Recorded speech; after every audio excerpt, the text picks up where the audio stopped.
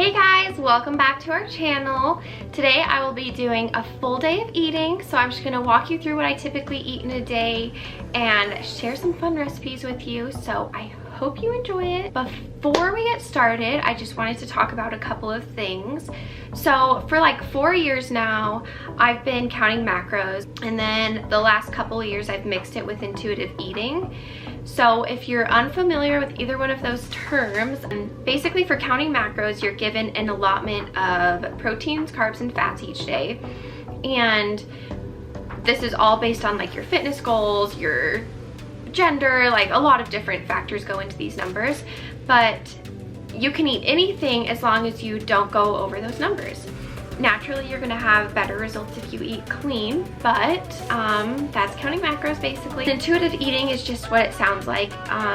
It's really just like listening to your body and recognizing what it needs, if it needs food, if it needs water. I absolutely think that counting macros mixed with intuitive eating is the most sustainable form of eating, diet, whatever you want to call it, just because of how flexible it is. You're not restricting your body of any foods, and if you're like me, I feel like when I restrict my body of something and tell myself I can't have something, I just want it that much more. But you're not restricting your body of anything, and if you want a cookie, you can have a cookie. You need to track it and make sure it doesn't go over your macros, but I just love how flexible it is. Like, I can find good things that still stay in my macros at restaurants, at social gatherings, and if I want a dessert, I can sometimes have a dessert if it fits in my macros.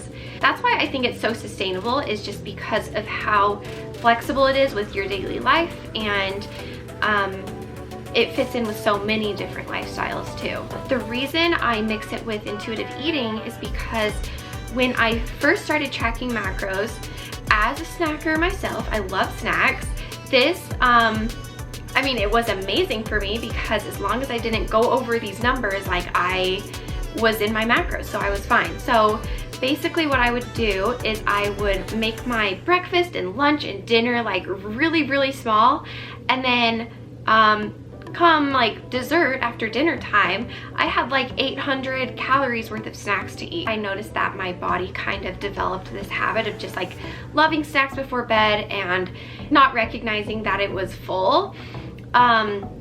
So I kind of like held back on the macros for a sec and added in intuitive eating just so that I could break that habit and just like get back to recognizing what feeling full feels like, and just like recognizing if my body needs food or not. So anyway, that's why I mix macros and intuitive eating, just because I know myself and I know I'm a snacker, and that's what has worked for me, and I've still been able to like reach my fitness goals and like still indulge occasionally. Before we go on to my full day of eating, I just wanted to share this with you, and I'm sharing this because I know I'm not the only one out there that struggles with this habit eating tendency, but kind of like I mentioned earlier, my body goes in like these waves of not feeling full or satisfied or something. Like, I could have just finished a large meal and it just like still wants so much food, even though my stomach feels stuffed, it just wants food. There's multiple times that I'll have gotten like one of those like big popcorn bags out, and I just like keep eating it, and then before you know it, like 90% of the bag is gone, and I'm like, oh shoot, I should probably stop eating. Not because I feel full, but because I feel like that looks bad that I just ate a brand new bag of popcorn.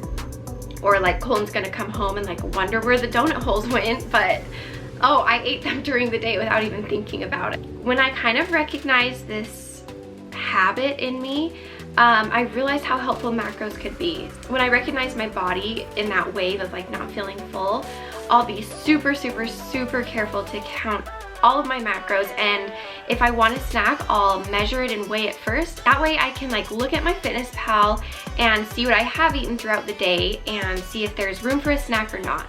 So that's really helped train my body back into recognizing if it's full, and it's also just like helped me stay on track with my goals too.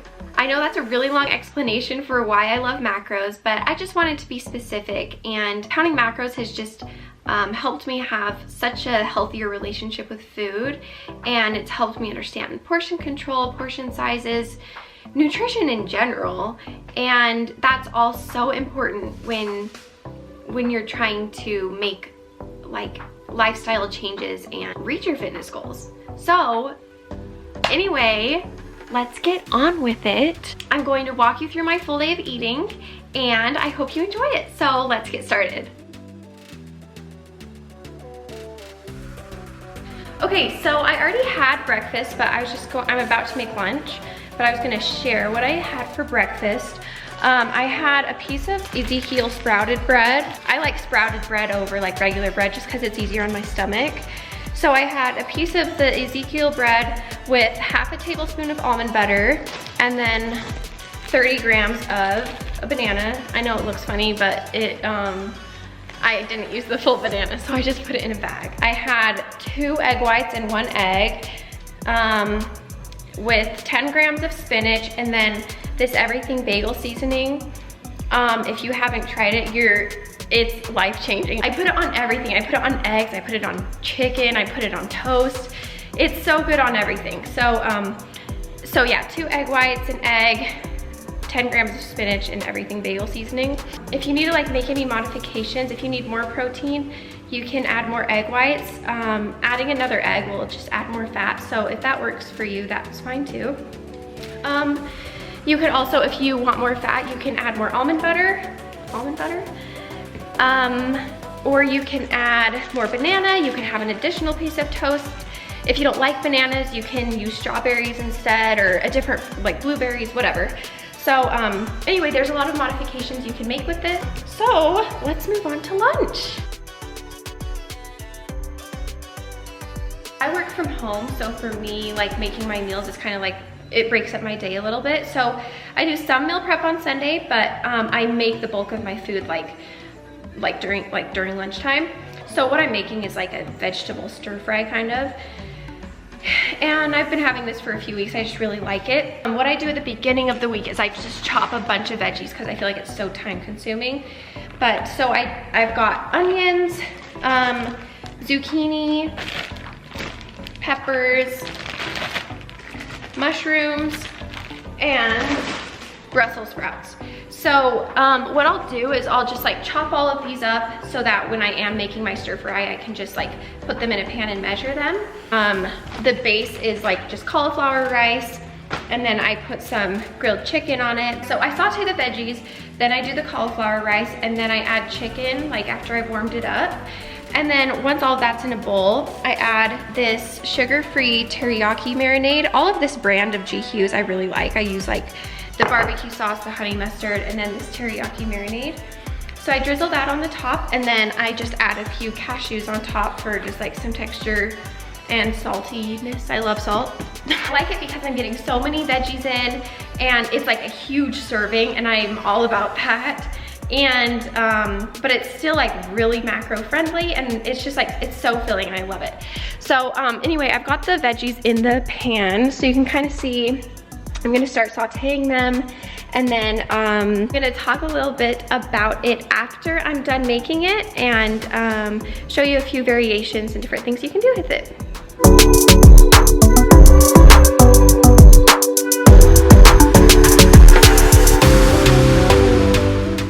I really like that stir fry for lunch because I get so many veggies in. It's relatively low in like carbs, it's high in protein, moderately low in fat, and then you can also adjust it to what you need. So for instance, if you can have more carbs or you don't like cauliflower rice, you can substitute real rice, or there's also like other, like there's broccoli rice, there's sweet potato rice. There's different types of vegetable rices you can substitute it for. Then if you need more protein, you can add more chicken. If you can have more fat, you can add more cashews. Also a few vegetables that I think would be really yummy to try in. Like feel free to just, if you don't like some of the veggies that I use, you can kind of like substitute them out for other vegetables. I think broccoli would be really good in there. I think carrots would be yummy. I think you could even do like potatoes or sweet potatoes or radishes. Trying to think of anything else. Those are ones that I've thought about trying in there. Anyway, try it out, let me know how you like it, and I'll see you at snack time. If you're a popcorn lover, you're not gonna regret this. This is like my favorite popcorn, and it's so macro friendly. Like, I know a lot of people like Skinny Pop or Boom Chicka Pop, but if you actually look at the nutrition, it's not wonderful. It's really high in fat.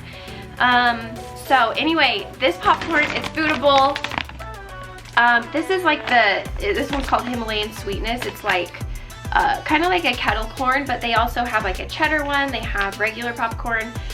They have a few different varieties, and they're my favorite ones to get, and they're so yummy. I just love them. I haven't tried the cheddar one yet. I've only tried these two. So you're gonna have to try it. It's like my favorite snack. I look forward to it every day.